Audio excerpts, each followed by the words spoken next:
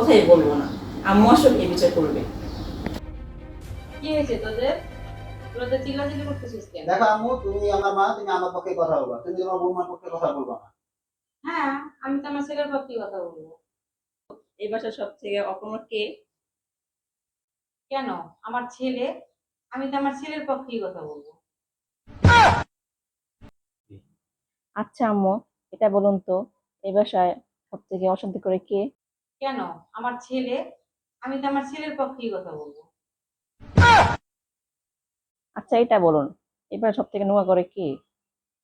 কেন? আমার ছেলে। আমি তো আমার ছেলের পক্ষেই কথা বলবো।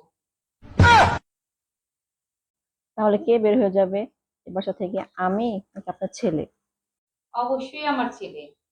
আমি তো আমার ছেলের পক্ষেই কথা বলবো।